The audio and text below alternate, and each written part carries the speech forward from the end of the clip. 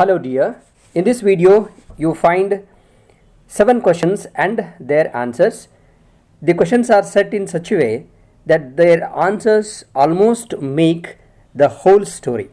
So you can say that it is a summary of the whole story. I have already uploaded the story Two Gentlemen of Verona in Kannada for the sake of Kannada medium students. So if you have not watched that video, please watch it and then come to this. Here every sentence is translated into Kannada so that it becomes easy for Kannada medium students to understand and retain in their memory the whole sentence or the whole content. The English medium students can just pause the videos at each page and just write down the answers. These are very simple answers and they are very effective. Okay, let's see the questions.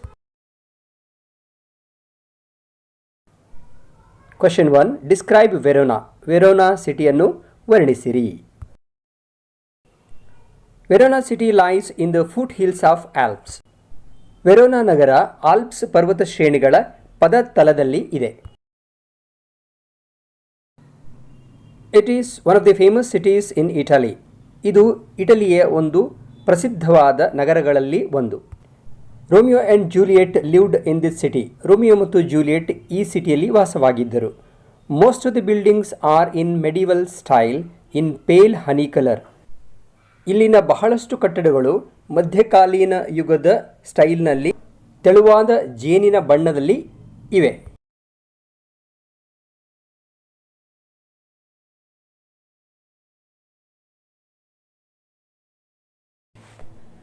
The Germans had captured this city and ruled it ruthlessly for 3 years. ಜರ್ಮನ್ನರು ಈ ನಗರವನ್ನು ಆಕ್ರಮಿಸಿಕೊಂಡು 3 ವರ್ಷಗಳ ಕಾಲ ಬಹಳ ಕೆಟ್ಟದಾಗಿ ದಬ್ಬಾಳಿಕೆ ಮಾಡಿದರು. During the war, some buildings and bridges were destroyed. ಯುದ್ಧ ಕಾಲದಲ್ಲಿ ಕೆಲವು ಕಟ್ಟಡಗಳನ್ನು ಮತ್ತು ಕೆಲವು ಸೇತುವೆಗಳನ್ನು ನಾಶಪಡಿಸಲಾಯಿತು. But the city still has its charm and gaiety. ಆದರೆ ಇನ್ನುವರೆಗೂ ಈ ನಗರ ತನ್ನ ಕಳೆ ಮತ್ತು ತನ್ನ ಠಾಟನ್ನು ಹೊಂದಿದೆ. Veronese nationalists fought against the Germans and got back their freedom. ವೆರೋನಾದ ರಾಷ್ಟ್ರವಾದಿಗಳು ಜರ್ಮನರ ವಿರುದ್ಧ ಹೋರಾಡಿದರು ಮತ್ತು ತಮ್ಮ ಸ್ವಾತಂತ್ರ್ಯವನ್ನು ವಾಪಸ್ ಪಡೆದರು.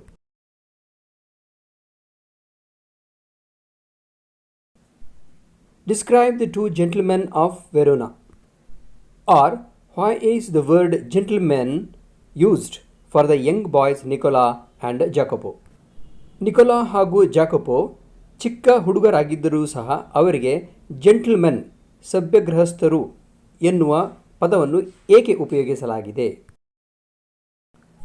Nicola and Jacopo are young boys. They appear shabby in their ill-fitting old clothes and tangled hair. Nikola ಮತ್ತು ಜಾಕೋಪೋ ಇಬ್ಬರು ಚಿಕ್ಕ ಹುಡುಗರು. ಅವರು ತಮ್ಮ ಅಳತೆಗೆ ಸರಿಹೊಂದದ ಮತ್ತು ಹಳೆಯದಾದ ಬಟ್ಟೆಗಳು ಹಾಗೂ ಚಿಕ್ಕುಬಿದ್ದ ಕೂದಲುಗಳಲ್ಲಿ ಬಹಳ ಕೊಳಕಾಗಿ ಕಾಣಿಸುತ್ತಾರೆ. Their skin is brown and they have dark eyes. ಅವರ ಚರ್ಮ ಕಂದು ಬಣ್ಣದ್ದಾಗಿದೆ ಮತ್ತು ಅವರ ಕಣ್ಣುಗಳು ಕಪ್ಪಾಗಿ ಇವೆ. There is a strange attraction in their eyes. ಅವರ ಕಣ್ಣುಗಳಲ್ಲಿ ಒಂದು ವಿಚಿತ್ರವಾದ ಆಕರ್ಷಣೆ ಇದೆ. ಎರಡನೇ ಪಾಯಿಂಟ್, ವರ್ಕ್ ಅಂದರೆ ಅವರು ಮಾಡುತ್ತಿದ್ದ ಕೆಲಸ. These boys do all sorts of job like selling wild strawberries, hawking newspapers, take the tourists around the city, polishing shoes, etc. ಈ ಹುಡುಗರು ಎಲ್ಲ ಥರದ ಕೆಲಸಗಳನ್ನು ಮಾಡುತ್ತಾರೆ. ಎಕ್ಸಾಂಪಲ್, ಸ್ಟ್ರಾಬೆರಿ ಹಣ್ಣುಗಳನ್ನು ಮಾರುವುದು, ಪೇಪರ್ಗಳನ್ನು ಹಾಕುವುದು, ಟೂರಿಸ್ಟ್ಗಳನ್ನು ಸಿಟಿಯಲ್ಲಿ ಕರೆದುಕೊಂಡು ಹೋಗಿ ಬರುವುದು, ಶೂ ಪಾಲಿಷ್ ಮಾಡುವುದು ಮುಂತಾದವುಗಳು ಅವರ ಕೆಲಸಗಳಾಗಿದ್ದವು. ನೆಕ್ಸ್ಟ್ ಪಾಯಿಂಟ್, ಅವರ ಲೈಫ್ ಅಂದರೆ ಅವರ ಜೀವನ. Nicola and Jacopo are orphans. Nicola ಮತ್ತು ಜಾಕೋಪೋ ಅನಾಥರು. They have a sister undergoing treatment at a hospital at Poleta. ಪೋಲೆಟಾದ ಹಾಸ್ಪಿಟಲ್ ಒಂದರಲ್ಲಿ ಟ್ರೀಟ್ಮೆಂಟ್ಗೆ ಒಳಗಾಗಿರುವ ಒಬ್ಬ ಅಕ್ಕ ಇದ್ದಾಳೆ. They earn as much as they can. ಅವರಿಗೆ ಎಷ್ಟು ಸಾಧ್ಯವೋ ಅಷ್ಟನ್ನು ಗಳಿಸುತ್ತಿದ್ದಾರೆ. But spend less to meet the expenses of sister's treatment.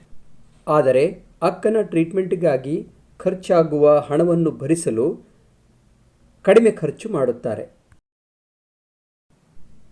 Though they are young boys, they have the sense of responsibility of elderly people. ಇವರು ಚಿಕ್ಕ ಹುಡುಗರಾಗಿದ್ದರೂ ದೊಡ್ಡವರಲ್ಲಿ ಇರುವ ಜವಾಬ್ದಾರಿ ಮನೋಭಾವ ಇವರಲ್ಲಿದೆ.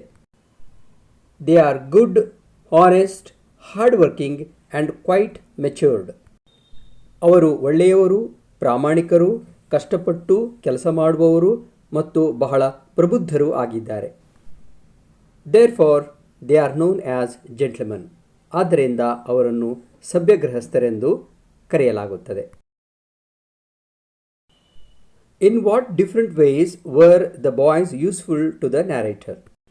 ಈ ಹುಡುಗರು ನಿರೂಪಕನಿಗೆ ಯಾವ ರೀತಿಯಲ್ಲಿ ಉಪಯೋಗಕ್ಕೆ ಬಂದರು?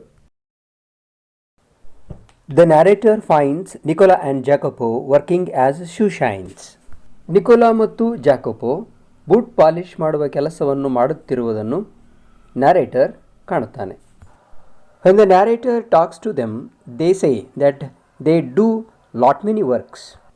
ನಿರೂಪಕ ಅವರೊಂದಿಗೆ ಮಾತನಾಡಿದಾಗ ಅವರು ಇನ್ನೂ ಎಷ್ಟೋ ಕೆಲಸಗಳನ್ನು ಮಾಡುವುದಾಗಿ ಹೇಳಿದರು. They take the narrator through the city. ನಿರೂಪಕನನ್ನು ಅವರು ಶಹರದ ಒಳಗೆ ಸುತ್ತಾಡಿಸುತ್ತಾರೆ. They get him American cigarettes. ಆತನಿಗೆ ಅಮೆರಿಕದ ಸಿಗರೆಟ್ಗಳನ್ನು ತಂದುಕೊಡುತ್ತಾರೆ. They book tickets for opera and suggest a restaurant that provides good food. ಓಪ್ರಾಗೆ ಹೋಗಲು ಆತನಿಗೆ ಟಿಕೆಟ್ಗಳನ್ನು ಬುಕ್ ಮಾಡುತ್ತಾರೆ ಮತ್ತು ಆತನಿಗೆ ಒಳ್ಳೆಯ ಊಟ ಸಿಗುವ ರೆಸ್ಟೋರೆಂಟ್ ಬಗ್ಗೆ ಕೂಡ ಹೇಳುತ್ತಾರೆ. What had made the two boys and their sister homeless?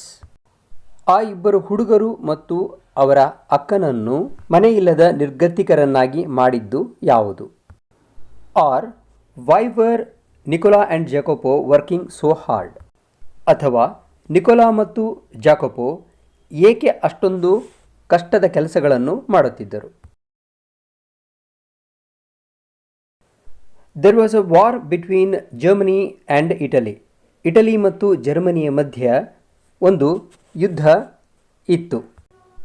Many people were killed at Verona. ವೆರೋನಾದಲ್ಲಿ ಎಷ್ಟೋ ಜನರು ಕೊಲ್ಲಲ್ಪಟ್ಟಿದ್ದರು. Nicola's father was one among them. ಅವರುಗಳಲ್ಲಿ ನಿಕೋಲನ ತಂದೆ ಕೂಡ ಒಬ್ಬರಾಗಿದ್ದರು. Their home was bombed, making the children homeless. ಅವರ ಮನೆ ಬಾಂಬಿಂಗ್ಗೆ ತುತ್ತಾಗಿ ಅವರು ಮನೆ ಕಳೆದುಕೊಳ್ಳುವಂತೆ ಮಾಡಿತ್ತು. Nicola's sister contracted TB of spine. ನಿಕೋಲಾನ ಅಕ್ಕ ಬೆನ್ನುಹುರಿಯ TBಗೆ ತುತ್ತಾದಳು. And she was treated at a hospital at Poleta. ಮತ್ತು ಆಕೆಯನ್ನು ಪೊಲೆಟಾದ ಒಂದು ಆಸ್ಪತ್ರೆಯಲ್ಲಿ ಕೊಡಲಾಯಿತು. The two boys had to earn a lot of money for paying the hospital bills and to maintain themselves. ಆಸ್ಪತ್ರೆಯ ಬಿಲ್ಗಳನ್ನು ಸಂದಾಯ ಮಾಡಲು ಹಾಗೂ ತಮ್ಮನ್ನು ತಾವು ನೋಡಿಕೊಳ್ಳಲು ಆ ಇಬ್ಬರು ಹುಡುಗರಿಗೆ ಬಹಳಷ್ಟು ಹಣವನ್ನು ಸಂಪಾದಿಸಬೇಕಾಯಿತು. So they worked very hard. ಅದಕ್ಕಾಗಿ ಅವರು ಬಹಳ ಕಷ್ಟಪಟ್ಟು ಕೆಲಸ ಮಾಡಿದರು. earned whatever they could and spent less. ತಮ್ಮಿಂದ ಎಷ್ಟು ಸಾಧ್ಯವೋ ಅಷ್ಟನ್ನು ಗಳಿಸಿದರು ಮತ್ತು ಬಹಳ ಕಡಿಮೆ ಖರ್ಚು ಮಾಡಿದರು. What does the narrator learn from Lucia's nurse? ಲೂಸಿಯಾಳನ್ನು ನೋಡಿಕೊಳ್ಳುತ್ತಿದ್ದ ನರ್ಸ್ನಿಂದ ನಿರೂಪಕರು ಏನನ್ನು ತಿಳಿದುಕೊಳ್ಳುತ್ತಾನೆ? The narrator takes Nicola and Jacopo to Poleta by his car. ನಿರೂಪಕ ನಿಕೋಲಾ ಮತ್ತು ಜಾಕೋಪೋರನ್ನು ಪೊಲೆಟಾಗೆ ತನ್ನ ಕಾರಿನಲ್ಲಿ ಕರೆದುಕೊಂಡು ಹೋಗುತ್ತಾನೆ. When the boys went inside the building, The narrator talks to the nurse. ಹುಡುಗರು ಒಳಗಡೆ ಹೋದಾಗ ನ್ಯಾರೇಟರ್ ನರ್ಸ್ಗಳೊಂದಿಗೆ ಮಾತನಾಡುತ್ತಾನೆ. She tells that the boy's sister is being treated there. ಆ ಹುಡುಗರ ಅಕ್ಕನಿಗೆ ಅಲ್ಲಿ ಟ್ರೀಟ್ಮೆಂಟ್ ಕೊಡಲಾಗುತ್ತಿದೆ ಎಂದು ಆಕೆ ಹೇಳುತ್ತಾಳೆ. These 3 children have lost their parents and their home has been destroyed during the war. ಈ 3 ಮಕ್ಕಳು ತಮ್ಮ ತಂದೆ ತಾಯಿಯರನ್ನು ಕಳೆದುಕೊಂಡಿದ್ದಾರೆ ಮತ್ತು ಅವರ ಮನೆ ಯುದ್ಧದ ಸಮಯದಲ್ಲಿ ಬಾಂಬ್ ದಾಳಿಗೆ ತುತ್ತಾಗಿ ನಾಶವಾಗಿದೆ. The nurse further says that the boys are very patriotic. ಆ ನರ್ಸ್ ಮತ್ತೆ ಮುಂದೆ ಹೇಳುತ್ತಾಳೆ ಏನೆಂದರೆ ಆ ಇಬ್ಬರು ಹುಡುಗರು ಬಹಳ ದೊಡ್ಡ ದೇಶಭಕ್ತರು. They risked their lives and carried messages to the Veronese nationalists who fought against the German rulers. ಅವರು ತಮ್ಮ ಜೀವಗಳನ್ನು ಅಪಾಯಕ್ಕೆ ಸಿಲುಕಿಸಿ ಜರ್ಮನ್ ಆಳ್ವಿಕೆಗಾರರ ವಿರುದ್ಧ ಹೋರಾಡುತ್ತಿದ್ದ ವೆರೋನಾದ ದೇಶಭಕ್ತರಿಗೆ ಸಂದೇಶಗಳನ್ನು ಹೊತ್ತೊಯ್ಯುತ್ತಿದ್ದರು. What do you understand about the boys' character from their action and behavior? ಹುಡುಗರ ಆಚಾರ ಮತ್ತು ನಡವಳಿಕೆಗಳಿಂದ ನೀವು ಅವರ ಬಗ್ಗೆ ಏನನ್ನು ತಿಳಿದುಕೊಳ್ಳುತ್ತೀರಿ? Nicola and Jacopo are orphans. Nicola ಮತ್ತು ಜಾಕೋಪೋ ಒಬ್ಬ ಅನಾಥರು. To earn their livelihood they are willing to do whatever comes to them as an opportunity. ತಮ್ಮ ಜೀವನೋಪಾಯಕ್ಕಾಗಿ ಅವಕಾಶದ ರೂಪದಲ್ಲಿ ಬರುವ ಯಾವುದನ್ನೇ ಆದರೂ ಅವರು ಮಾಡಲಿಕ್ಕೆ ತಯಾರಾಗಿದ್ದಾರೆ. They are quite busy till late night. ಅವರು ಮಧ್ಯರಾತ್ರಿಯವರೆಗೂ ಬಹಳ ವ್ಯಸ್ತವಾಗಿರುತ್ತಾರೆ. But they never complain about it. ಆದರೆ ಅದರ ಬಗ್ಗೆ ಅವರು ಯಾವತ್ತೂ ದೂರುವುದಿಲ್ಲ. They don't like to gain sympathy of others. ಬೇರೆಯವರಿಂದ ಸಹಾನುಭೂತಿಯನ್ನು ಪಡೆಯಲು ಅವರು ಬಯಸುವುದಿಲ್ಲ. They spend very less so that they can get the best treatment for their sister. ತಮ್ಮ ಅಕ್ಕನಿಗೆ ಅತ್ಯುತ್ತಮವಾದ ಟ್ರೀಟ್ಮೆಂಟ್ ಕೊಡಿಸುವುದರ ಸಲುವಾಗಿ ಅವರು ತಮಗಾಗಿ ಬಹಳ ಕಡಿಮೆ ಖರ್ಚು ಮಾಡುತ್ತಾರೆ. The boys never share their tragedy with anybody. ಆ ಹುಡುಗರು ತಮ್ಮ ದುರಂತವನ್ನು ಎಂದೆಂದಿಗೂ ಯಾರ ಬಳಿಯಲ್ಲಿಯೂ ಹಂಚಿಕೊಳ್ಳುವುದಿಲ್ಲ. They show that they are happy in life. ಅವರು ಬಹಳ ಸಂತೋಷವಾಗಿ ತಮ್ಮ ಜೀವನದಲ್ಲಿ ಇರುವಂತೆ ತೋರಿಸಿಕೊಳ್ಳುತ್ತಾರೆ.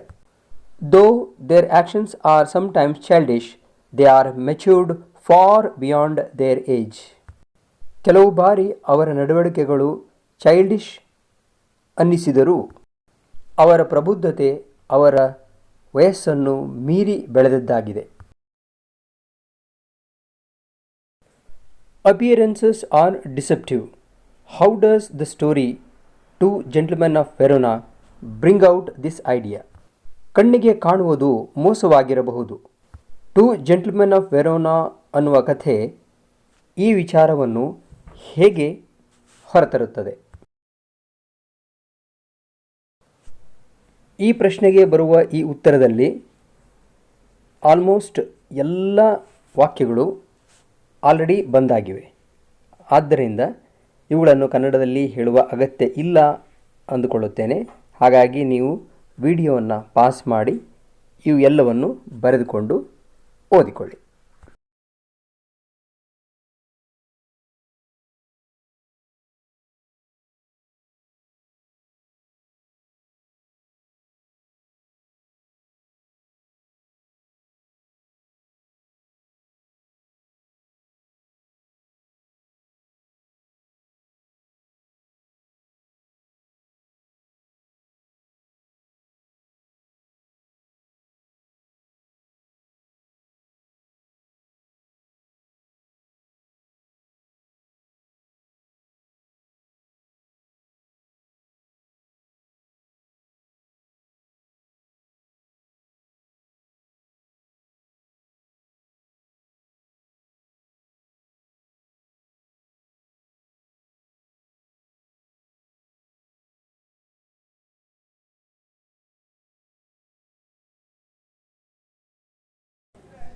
ಹಾಗೆಯೇ ಈ ವಿಡಿಯೋ ಉಪಯೋಗ ಅನಿಸಿದರೆ ಇದಕ್ಕೆ ಲೈಕ್ ಮಾಡಿ, ಥಮ್ಸ್ ಅಪ್ ಕೊಡಿ ಮತ್ತು ನಿಮ್ಮ ಫ್ರೆಂಡ್ಸಿಗೆ ಕೂಡ ಕಳಿಸಿ.